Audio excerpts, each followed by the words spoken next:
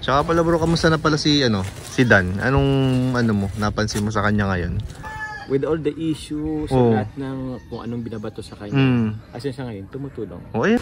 Bro, nahanap mo na ba yung May nagsauli na ba ng card holder? Wala pa. Hindi ko na, wala na yung tama sa uli niya. Palagay mo, wala na? Wala na? Feeling mo? Wala na. So yun, pwede ko kuya na talaga. Kailangan ko na lang mag-move on. Move on na. So guys, move on na guys. Kuya Jens, move on na.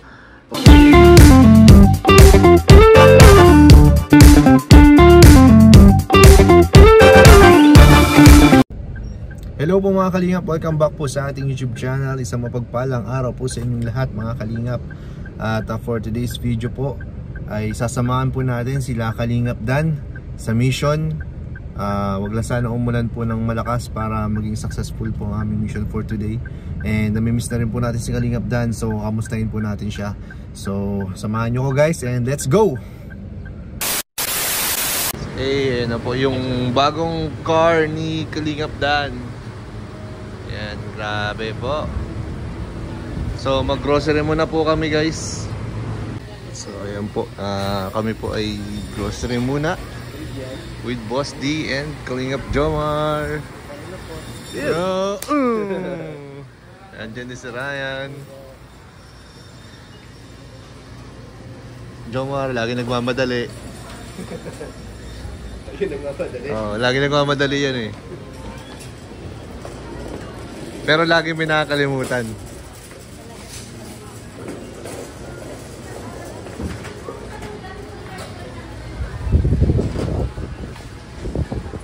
Tuloy lang po sa lingap si Kalingap Dan. Punta natin sila Jomar muna dito.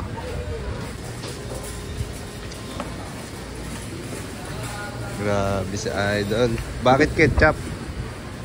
Bakit ketchup? Kasama yung Bro, nahanap mo na ba yung May nagsauli na ba ng card holder? Wala pa. Hindi ko na, wala na yung tama sa uli niya. Palagay mo, wala na? Wala na? Feeling mo? Wala na. Ko na yung, gusto na yung pagpapalit ng ng driver's license. Mapa-affidavit ka na yan. Kaya si Ilex. Pa-affidavit ka na. Message mo na lang si Ilex. Opo. Kasi hindi nahanap ni Kuya Jens eh. Kala ko pa naman mahanap niya eh. Ay wala, content lang. Hindi natin kakat dito. Masabi bully talaga itong mga to.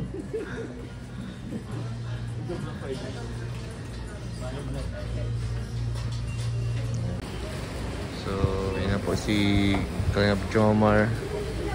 Malungkot pa rin po dahil wala pa rin yung kanyang card holder po.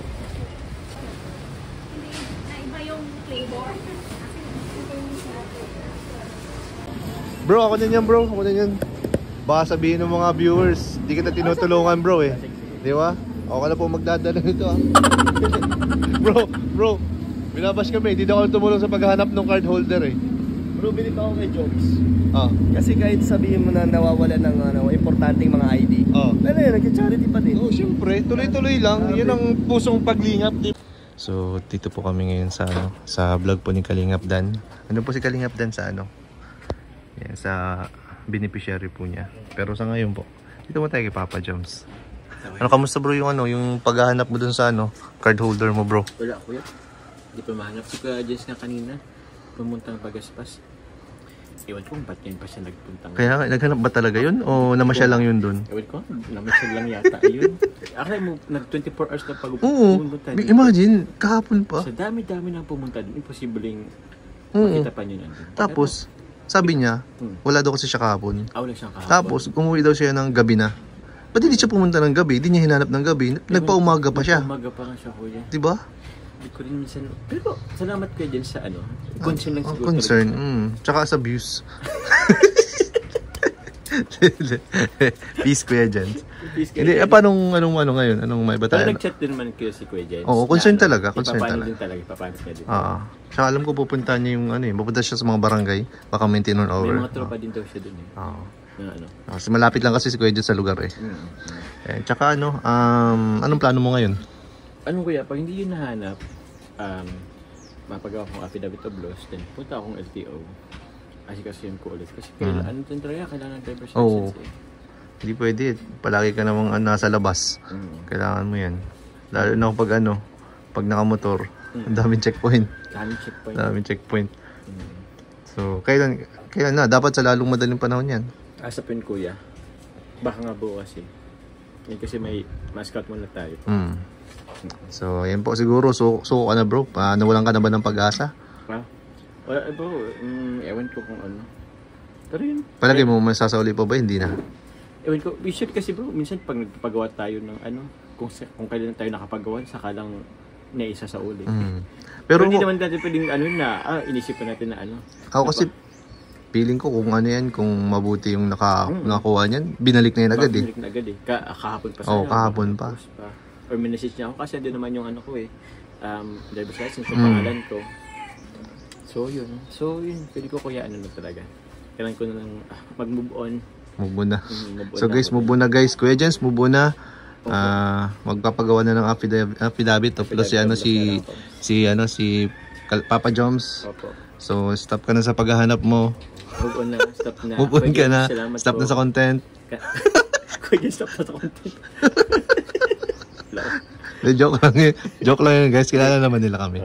Consent sila guys. Ayan po. Okay na pala jump car bro. Hindi ko alam kuya. Ewan ko kung bukas. Sana bukas. Kailan na ba siya bakante si Carla? Ang alam ko kasi Tuesday and Tuesday, Sunday. Okay. So, since Tuesday bukas, hopefully sana. Hopefully sana. Si mismo na naman. Sige. Okay. So, yun guys. Narinig natin kay Papa Jones. Mukhang sinukuha na po niya yung card holder po. Pero yun bro, ano lang yan, pagsubok lang. Pagsubok lang. Buti nga hindi nailipat mo naman yung laman. Naman ang ATM ko doon, nailipat ko naman. Buti nga, laking rin ang online banking. Buti nga may online banking.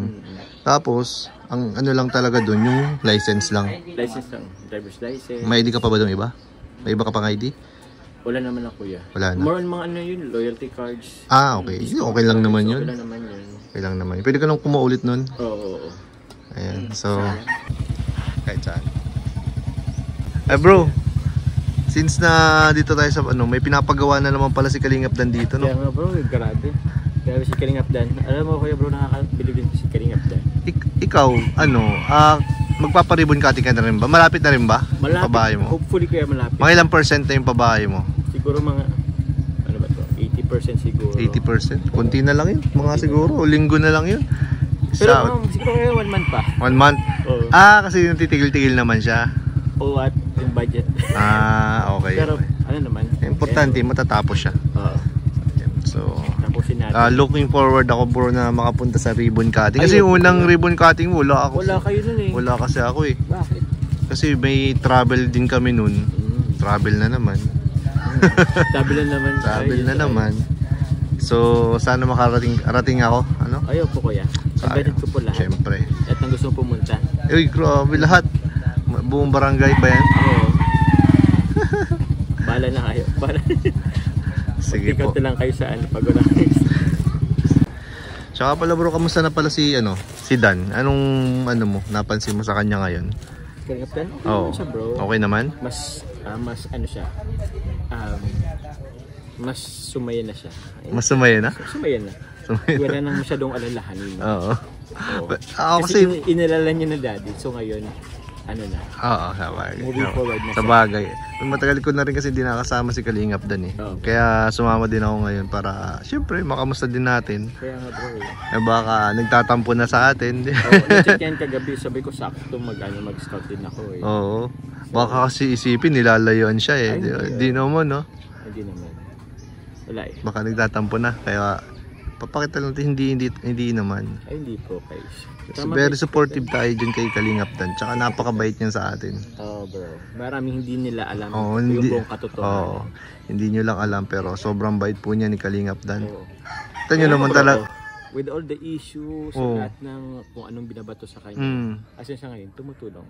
Ayan po siya. Yung mga nangbabash po, ayan po.